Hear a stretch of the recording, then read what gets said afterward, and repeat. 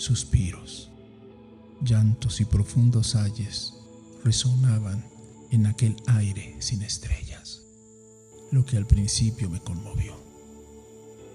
Extraños lenguajes, horribles blasfemias, palabras de dolor, acentos iracundos, voces fuertes y roncas, batir de manos desesperadas formaban un continuo tumulto en aquel aire eternamente denso y caliginoso, como la arena remolinada por el vendaval.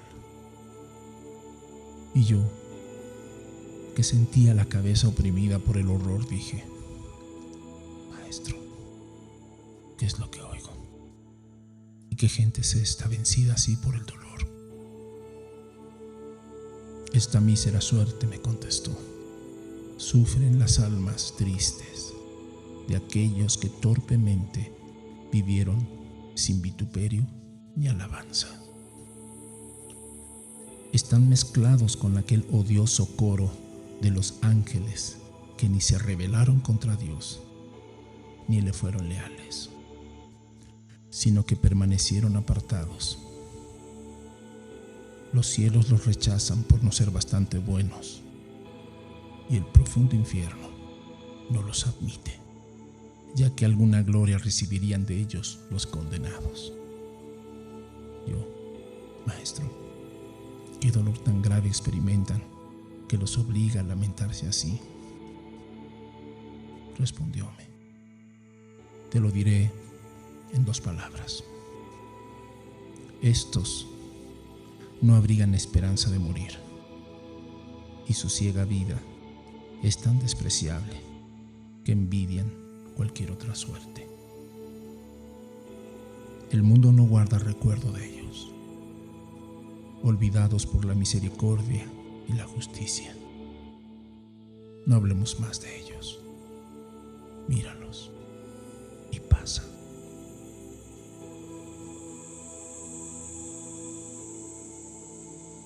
Hace unos días, conversando con alguien a quien llamaré E, teníamos sobre la mesa las cartas del tarot. Pensábamos tener una conversación muy animada respecto al simbolismo de las cartas, pero en esa misma mesa estaba también allí el libro de Dante, la Divina Comedia, particularmente el infierno, tal como fue ilustrado por Doré.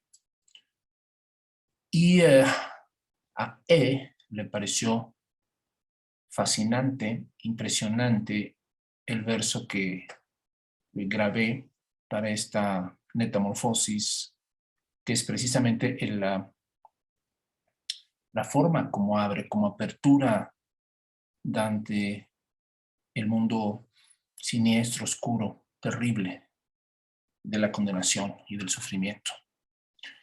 Y quiero hacer esta metamorfosis porque, curiosamente, y quiero confesarles algo, el texto cuando yo lo leí sí me sorprendió, sí me impactó,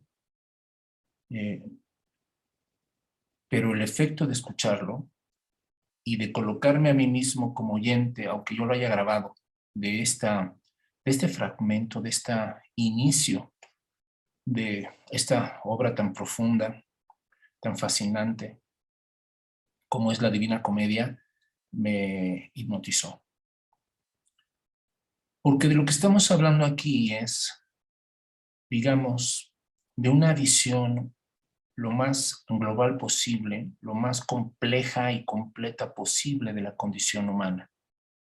Y estamos, digamos, también enfrentándonos a que esto es posible justamente porque a quien se enjuicia es a los muertos. Porque las personas que ve Dante, o el túmulo, esta multitud de personas anónimas que ve Dante en esta primera escena que estamos queriendo comentar, son muertos. Son muertos que están suspendidos en eso que los caracterizó. Que están, digamos, retratados para toda la eternidad en eso que fue el distintivo de su vida. Decía Borges en una conferencia impresionante sobre la Divina Comedia que un escritor necesita 500, 600 páginas para describir la vida de uno de sus personajes y para desarrollar, digamos, ¿no? Toda lo que pudiéramos conocer de ese personaje. Pero Dante pudo hacerlo como una simultánea perfecta, como una radiografía, ¿no? Multidimensional de sus personajes, de los miles de personajes que pueden aparecer en su obra. Y con él vamos a entrar a algo que me parece fascinante, que es justamente este estado, esta circunstancia que él juzga de esos hombres que pasaron, como diríamos en México, sin pena ni gloria. De aquellos que no recibieron ni alabanzas, que no trascendieron ni para bien ni para mal. De eso que llamamos nosotros el hombre mediocre, el hombre típico. Va a decir alguien del siglo XX, el hombre masa. Heidegger diría del uno. Y quiero hablar de esta tentación que para Dante tiene implicaciones cósmicas, tiene implicaciones que trascienden aún al ser humano.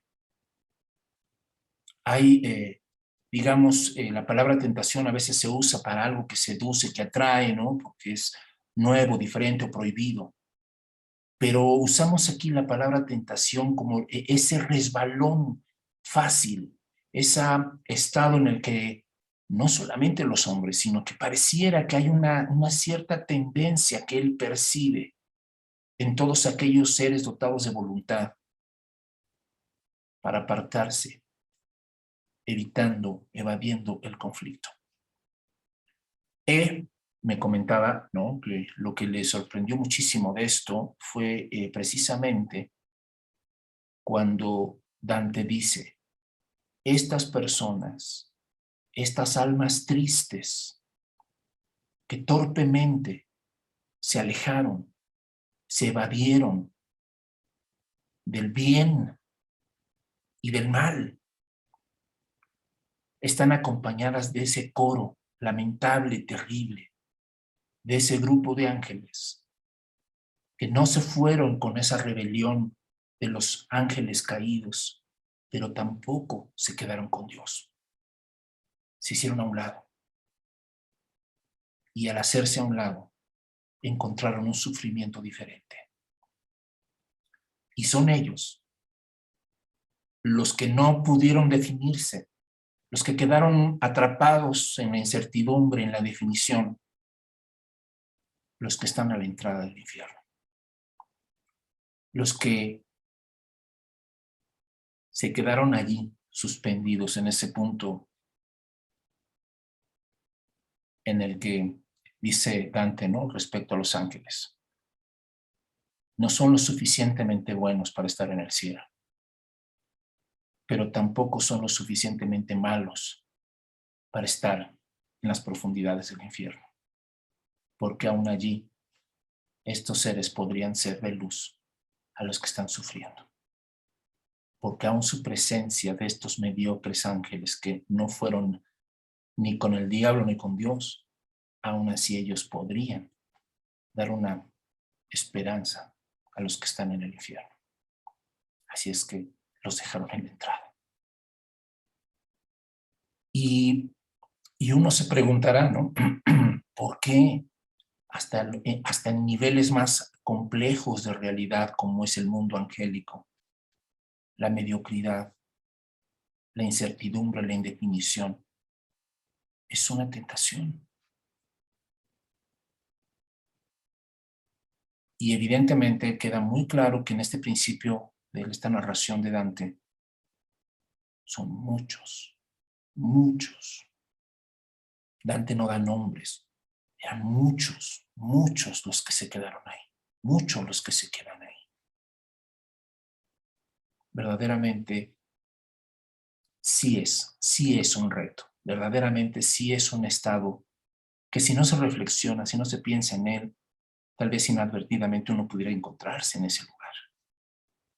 Y entonces, bueno, ¿por qué no recordar con él, no? Haciendo una comparación a esta gran obra de Tolstoy, La muerte de Iván Ilich, ¿no? Para mostrar este estado paradójico que Iván Ilich precisamente, digamos, padeció. Iván Ilich, que creía que había sido un hombre en lo más normal y común de todos los hombres, con un trabajo, con su familia, haciendo las cosas del día a día, pero a la hora que la enfermedad toca a su puerta y le da avisos de que él va a morir, de que él es un ser mortal, su alma le hace notar, su conciencia le hace notar que el verdadero dilema de la vida no es morir, es cuestionarte si viviste como debiste haber vivido. Y la respuesta de Iván Ilich es tremenda, porque es justamente la apología de estos seres, de esta parte del inframundo de Dante. Porque dicen ellos, dijo Iván Ilich, ¿por qué habría de ser mala mi vida si yo hice lo que todo mundo hace? ¿Por qué tendría que verse como algo negativo eso? Si hago lo que todos hacen. Y su alma, su conciencia le reprocha y le dice, pues seguramente por eso estás así. Basta entonces, ¿no?, esta reflexión, y les invito a escuchar, a leer, a reflexionar. ¿Qué libro más prodigioso, qué libro más fascinante la Divina Comedia? ¿Qué libro más intenso? Con tanta pasión.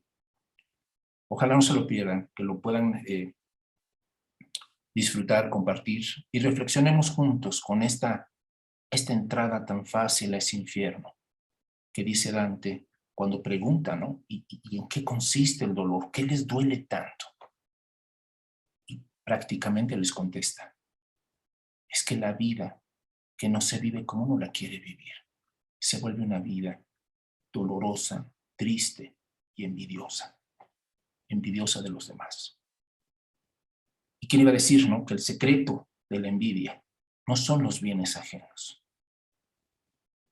Es que tú no, o uno no se formó los bienes propios. ¿Cómo ven?